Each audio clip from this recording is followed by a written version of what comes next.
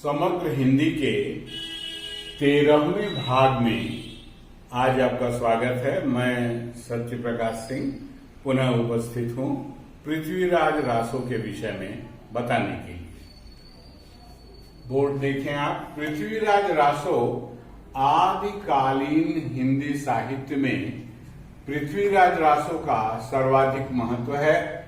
इसके रचनाकार चंद बरदाई माने जाते हैं, जो अजमेर एवं दिल्ली के शासक पृथ्वीराज के मित्र तथा राजदरबारी कवि कहे जाते हैं।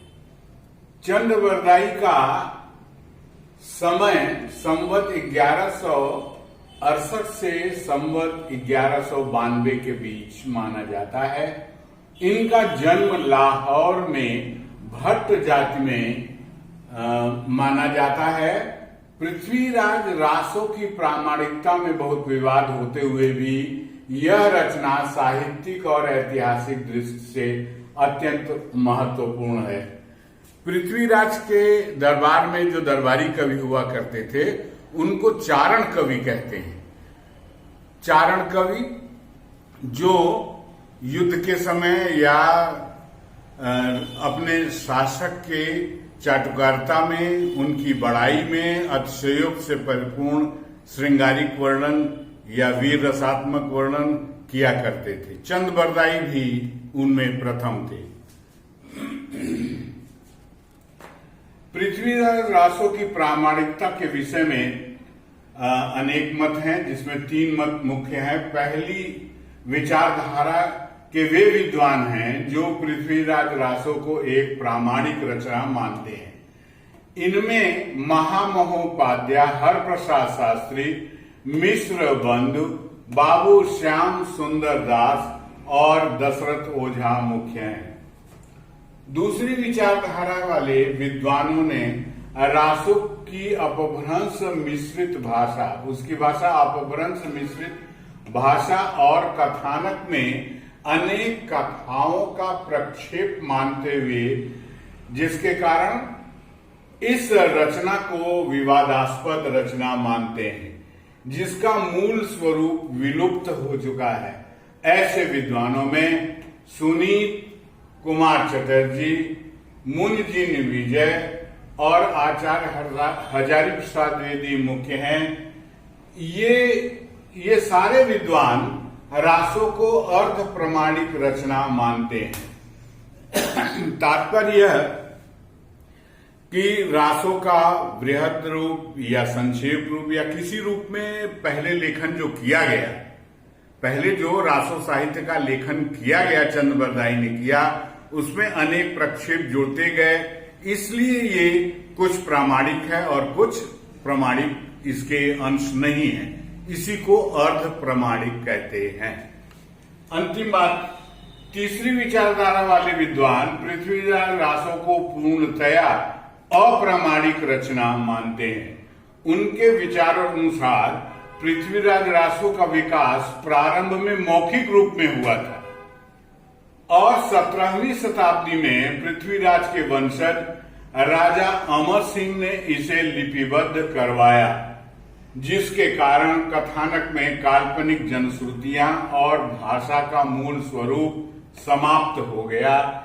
इस मत के समर्थक डॉक्टर वोलर, पंडित हीराचंद ओझा, रामचंद्र शुक्ल जी हैं। ये साफ है कि अप्रामाणिक ये लोग मानते हैं। अब अगली बात, इसका स्वरूप क्या रहा होगा। जो अर्ध प्रमाणिक वाले कहते हैं कि पहले कुछ और था, बाद में कुछ और हो गया, इसलिए स्वरूप का विचार करना आवश्यक है। नागरी प्रचारणी सभा, ये बनारस की है, नागरी प्रचारणी सभा द्वारा पृथ्वीराज रासो की रचना 69 खंडों में प्रकाशित हुई थी। इसके 4 स्वरूप माने जाते हैं। अब स्वरूप पर विचार करना आवश्यक है। नागरी प्रचारणी सभा द्वारा, ये वाराणसी के है, पृथ्वीराज रासो की रचना 69 खंडों में प्रकाशित हुई थी। इसके 4 रूप माने जाते हैं। पहला है वृहद रूप, दूसरा मध्य रूप, तीसरा लघु रूप और चौथा लघुत्तम, बहुत छोटा अंश लघुत्तम रूप। चारों रूप बृहद रूप में उपलब्ध होते हैं। आचार्य हजारी प्रसाद द्विवेदी एवं माता प्रसाद गुप्त ने रासों के लघुत्तम रूप को प्रामाणिक मानते हुए अन्य रूपों में प्रक्षेप की बहुलता सिद्ध करते हुए उसे विवादास्पद माना। उनका स्पष्ट मत है कि इसका मूल रूप कन्नौज एवं मोहम्मद गोरी से वीर रसात्मक युद्ध और संयोगिता प्रकरण में श्रृंगार प्रधान वर्णन रहा होगा। मैंने आपको अभी बताया अर्ध प्रामाणिकता का सिद्धांत मानने वालों में इसका प्रामाणिक रूप अति संक्षेप में रहा होगा, जिसमें बाद में चल के अनेक जनश्रुतियां प्रचलित हो जाती हैं जो उसमें जोड़ दी गई, और जोड़ने के बाद फिर भाषागत भी परिवर्तन हो जाता है और भावगत भी जनश्रुतियों के कारण परिवर्तित हो जाता है। इसलिए लोगों ने उसको प्रक्षेप माना और उसको निकाल के अलग करके प्रामाणिक रूप सिद्ध करने का प्रयास किया है, जो लघु रूप है। अब यह महाकाव्य है या नहीं है, हिंदी का प्रथम महाकाव्य माना जाता है, इसलिए इसके महाकाव्यत्व पर थोड़ा विचार करना आवश्यक है। नागरी प्रचारणी सभा वाराणसी के संपादक मंडल ने साहित्य दर्पण, संस्कृत की पुस्तक है साहित्य दर्पण, जिसमें महाकाव्य के लक्षण लिखे हुए हैं। साहित्य दर्पण में प्राप्त होने वाले महाकाव्य के लक्षणों के आधार पर पृथ्वीराज रासो को हिंदी का प्रथम महाकाव्य माना। महाकाव्य मानने वाले विद्वानों में बाबू गुलाब राय, मोतीलाल मनेरिया, हर प्रसाद शास्त्री, बाबू श्याम सुंदर दास, विपिन बिहारी त्रिवेदी, माता प्रसाद गुप्त उल्लेखनीय हैं। प्रथम बिंदु के अनुसार पृथ्वीराज रासो एक सर्गबद्ध रचना है। महाकाव्य की सबसे पहली जो शर्त है उसमें सर्गबद्ध रचना होनी चाहिए। कथा की एक सूत्रता मिलती है। 8 से अधिक सर्गों का निर्वाह हुआ है, जो न तो अति लघु हैं न अति दीर्घ हैं, न बड़े हैं न छोटे हैं। महाकाव्य का प्रारंभ नमस्कार और सूक्ष्म वस्तु निर्देश के साथ हुआ है। यह महाकाव्य के लक्षण के अनुसार ही हम सब बता रहे हैं। यह अवश्य है कि सर्ग के अंत में अगले सर्ग की सूचना नहीं दी गई है, लेकिन यह अनिवार्य लक्षण नहीं है।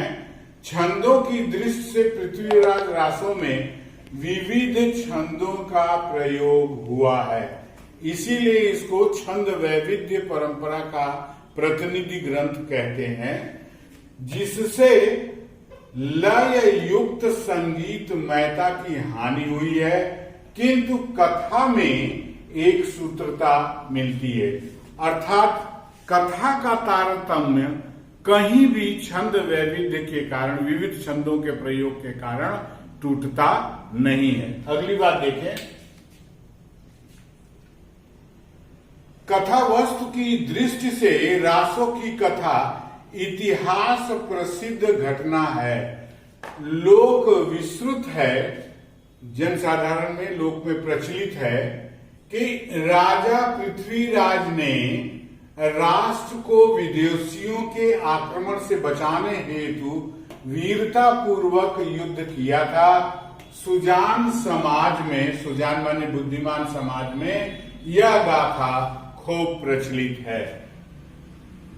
नाटकीय संधियों का भी प्रयोग हुआ है, जैसे मुख, प्रतिमुख, गर्भ, विमर्श और निर्वाह आदि संधियां इसमें स्थान स्थान पर देखी जा सकती हैं। महाकाव्य का जो एक अन्य महत्वपूर्ण लक्षण है, महाकाव्य का नायक उदात्त चरित्र का है। ये सर्वाधिक महत्वपूर्ण है। वह क्षत्रिय कुल का है। एक ओर जहां वह राजकुमारी संयोगिता के प्रेमानुष्ठान को पूर्ण करता है, वहीं वह अपने वीरोचित गुणों से विदेशी आक्रमणकारियों से राष्ट्र की रचना में अपने प्राणों का उत्सर्ग भी कर देता है। अर्थात नायक का चरित्र बहुत ही उत्तम है, जिसको कि अपनाकर महाकाव्य की रचना की गई है। पृथ्वीराज रासो का प्रधान रस वीर रस है। महाकाव्य में एक रस प्रधान रस होता है, बकिया गौण रस होते हैं। अब गौण रस में क्या है?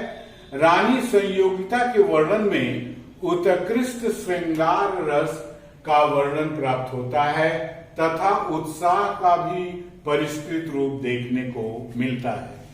इसके साथ साथ इसमें विभत्स रस भी है, लेकिन मुख्य रस कौन सा है? वीर रस। रासों का उद्देश्य भी अति उच्च है। समाज परिप्रेक्ष्य उद्देश्य होना चाहिए महाकाव्य का। धर्म संरक्षण, आगे देखिए, राष्ट्र तथा स्वाभिमान की रक्षा, रानी संयोगिता के प्रेम के मान की रक्षा, जनता की रक्षा आदि महत्वपूर्ण उद्देश्य है।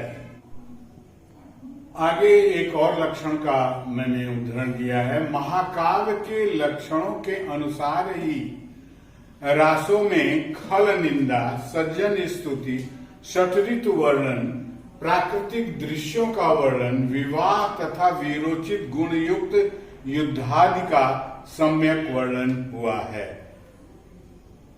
अगला पॉइंट है रचना का नामकरण। रचना का नामकरण किस पर हुआ है? रचना का नामकरण भी धीरोदात्त नायक के आधार पर पृथ्वीराज ही हुआ है। रचना का नामकरण भी धीरोदात्त नायक के आधार पृथ्वीराज पर ही पृथ्वीराज रासो हुआ है।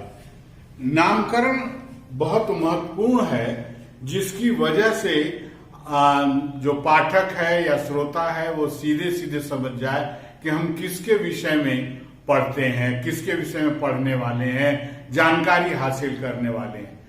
जैसे तुलसीदास ने रामचरितमानस लिखा, तो रामचरितमानस राम के चरित्र का मंथन किया है उसमें, इसलिए उसका नामकरण बहुत ही उपयुक्त है। उसी तरह से पृथ्वीराज रासो का भी नामकरण वीर पुरुष पृथ्वीराज के आधार पर हुआ है। निष्कर्षतः पृथ्वीराज रासो चंद्रवरदाई का एक अति महत्वपूर्ण महाकाव्य है, जिसमें मुख्यतः अधर्मियों से मातृभूमि की रक्षा की कथा का सिलसिलेवार वर्णन है, क्रमबद्ध वर्णन है। साथ ही इसमें श्रृंगार का भी उत्तम वर्णन है। वीर काव्य परंपरा और छंद वैविध्य परंपरा का यह अति महत्वपूर्ण महाकाव्य है। साहित्यिक एवं इतिहास की दृष्टि से इसका अन्यतम महत्व है। भाषा की दृष्टि से भी इसका बहुत महत्व है। धीरेन्द्र वर्मा जी के अनुसार रासो की भाषा अपभ्रंश मिश्रित पुरानी हिंदी है, जिसमें संस्कृत खड़ी बोली, राजस्थानी डिंगल, ब्रजभाषा पिंगल के शब्द एक साथ मिलते हैं। यह शब्द इसमें प्रयुक्त किए गए हैं। यह आदिकालीन साहित्य का पूर्ण वर्णन आपके समक्ष हुआ। अब तक हिंदी साहित्य के आदिकाल के विविध अंगों का विवेचन विस्तार से मैंने आपको बताया। पुनः यह कहना है कि यदि आपको किसी भी प्रकार की शंका है तो अवश्य कमेंट बॉक्स में जाकर लिखें, जिससे मैं उसका समाधान कर सकूं। आगे मैं जो आपको 14वां भाग वीडियो का बताऊंगा, वह आदिकाल से संबंधित विभिन्न प्रश्नों से युक्त है। अर्थात आदिकाल में अब तक जितना हमने पढ़ाया उस सब में कितने प्रकार के प्रश्न बनेंगे और उसका उत्तर आप कैसे कैसे लिख सकते हैं, इसके विषय में विस्तार से मैं आपको बताऊंगा। पुनः निवेदन है कि यदि आपने इसको सब्सक्राइब नहीं किया है तो सब्सक्राइब करें, लाइक करें और शेयर करें। धन्यवाद।